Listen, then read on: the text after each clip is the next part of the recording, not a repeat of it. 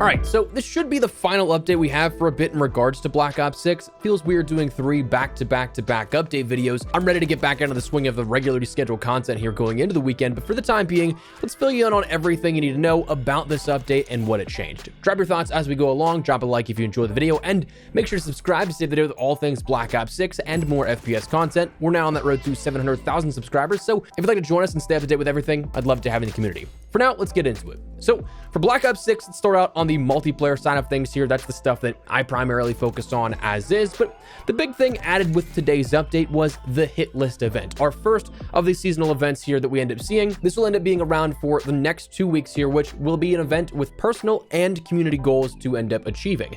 Now, the way that you end up gaining credit towards each of these goals is eliminations. Multiplayer, zombies, and Warzone each have designations for what counts as an elimination towards this event, where multiplayer is a 1-to-1. One multiplayer elimination in-game ends up equaling 1 elimination credit for the event. Zombies, every 5 zombie kills gives you 1 elimination credit for this event. And then Warzone is the inverse of that, where it's every kill in Warzone, whether that be Plunder, Battle Royale, or Resurgence, ends up giving you 5 credits for this event. The ultimate goal for your personal unlocks is 1,000 eliminations throughout this, where along the way you get the big plans loading screen for 100 eliminations, the elimination game calling card at 250, the evidence emblem at 500, the targeted weapon charm at 750, and the power drill melee weapon at 1,000. So a functional weapon here at the end of all of your personal stuff.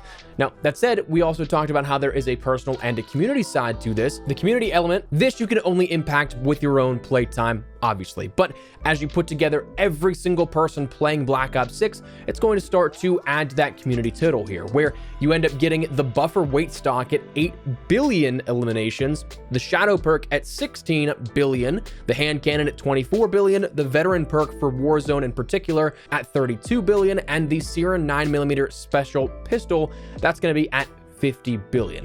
Now, personally speaking, I found that I think the fastest way to go about this would be zombies.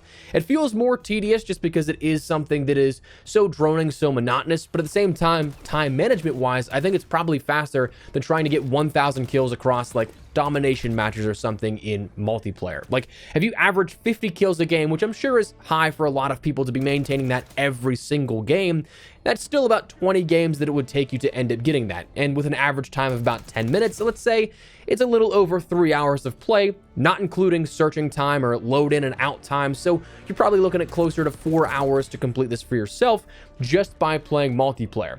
Warzone, again, there's a lot of different variables. If you jump into Plunder, if you play Resurgence, it really comes down to how quickly you can end up getting those kills, how quickly you can get in and out of matches. So zombies, I got 250 eliminations, the first 2 tiers of my event done in about 45 minutes with the setup for the farming methods. So if you have a save file, which you probably don't, it seems like a lot of people, if not everybody's save files end up getting wiped with this update, you'd be able to do it even faster. So once you get that set up, you can just kind of breeze through this kind of stuff. But again, those are the personal versus community unlocks. Again, don't know that it'll take all that long if you end up min-maxing it, and especially on the community side of things here, in an hour from when the update went live, my counter was already at 156 million. So yeah, we've got a long way to go, but over the course of 2 weeks and the pace at which it's going, I think we'll end up completing it.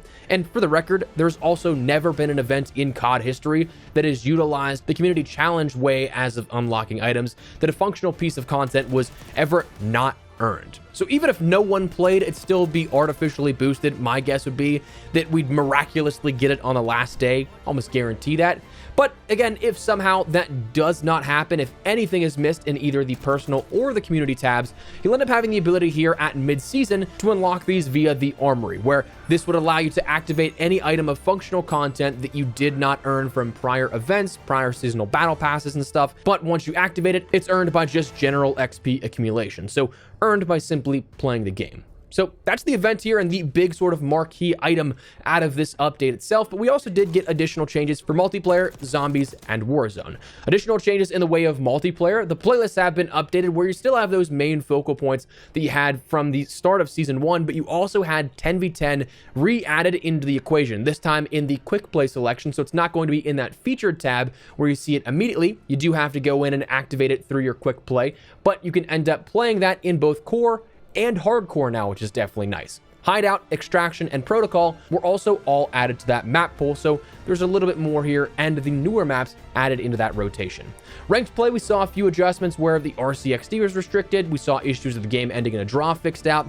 SR displaying incorrectly has been apparently fixed. Issues where players would have no UI has been fixed out. And one big thing that I've seen already is that it appears that players are having their classes entirely resetting after every single match as a result of this update. So mix that with the lack of crossplay options and you're stuck playing cheaters after a certain threshold. I don't know that I'm going to be jumping into ranked just yet. I didn't have the opportunity to in the last 24 hours since it was released, but might still take a little bit of time to wait until things are mitigated a bit more, where it's a little broken right now, probably to say the least. Zombies, a nice big fix was that we saw a change where players can now properly reload while sprinting. That would be something that up until this point would make you slow down upon reload, but no longer the case. And there were also various stability fixes and bug fixes for things like the Box Attic Dark Ops challenge not tracking properly, so there's a few minor things in that sense. Warzone, jumping over, did have some bigger changes with this as well. Firstly, Rebirth Island is now re-enabled, allowing you to play both Area 99 and Rebirth Island for Resurgence. This should have fixed the audio issues surrounding Prison, but haven't had the opportunity to jump in to see if it's actually all entirely fixed and if it plays properly at this point. The Armory is being re-enabled as well, again allowing you to earn things that you may have missed. Currently, only those being Modern Warfare 3 related items in Warzone, since, again, nothing functional has been missed just yet in Black Ops 6. We only just saw these first introductions of functional unlocks in the hit list event today. So still a little bit of time before you can earn Black Ops 6 things in the Armory, but it will be enabled here with this update. XP was increased across weapon and player XP, where Warzone Battle Royale and Plunder saw increases to the XP yield for player XP, and weapon XP was increased for Resurgence. So not the case with regular XP being increased in Resurgence, it seems like. All for that, I'm about to start my grind in Plunder for the weapon camos, so we'll see if that ends up making a difference long term, but nice to hear. The stim shot speed boost was increased from 1 to 3 seconds, a big point of contention as of the integration here in Season 1, where it was mentioned explicitly upon the launch of Warzone, we identified a critical issue and, in response, temporarily reduced both the speed increase and the duration of stim shots while we worked on a solution. Our goal is to offer a meaningful speed boost with a clear upper limit to ensure balanced and consistent combat encounters. As it stands, both Resolute and stim shot provide a 15% speed boost, each with their combined effects capping at 20%, whereas it may have been higher before that, but this allows players to experiment with various combinations to reach maximum impact. So that was their reasoning for decreasing it to begin with, but I know that that might not be something that a lot of players may want to hear. They may be skeptical on that reasoning, whatever the case, but it seems like that was now returned here with this as of today's update. And the deployable box interaction speed was increased, where it was causing an unintentional delay that would previously prevent players from throwing armor, munitions, or utility boxes properly. That, and finally, they offered a handful of bug fixes across the board. So that's the update that we got as of today. Again, probably going to be the last one that we see for a little bit here at this, and covering 3 back-to-back-to-back updates. It's definitely nice to say, okay, I can get back to the regularly scheduled content here, but that is what changed today and what you should know about, so that is where we're going to wrap it up. Before I do, though, a quick shout out to my friends over at Gamer Advantage. They just released their new Horizon 2.0 frames, which I've been loving for the week or so that I've had them ahead of launch here. And the Horizons were my favorite frames to begin with. They were lightweight, durable, and the clear frames, if you had those versions, felt like you didn't even have anything on.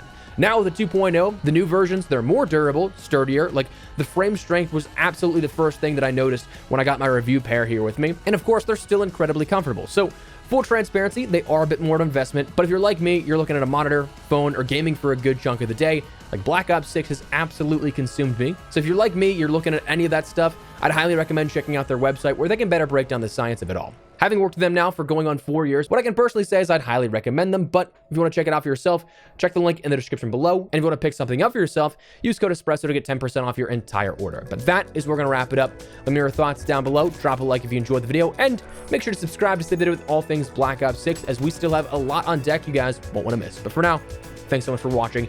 Mine has been Espresso. I'll see you later. Take care, and peace.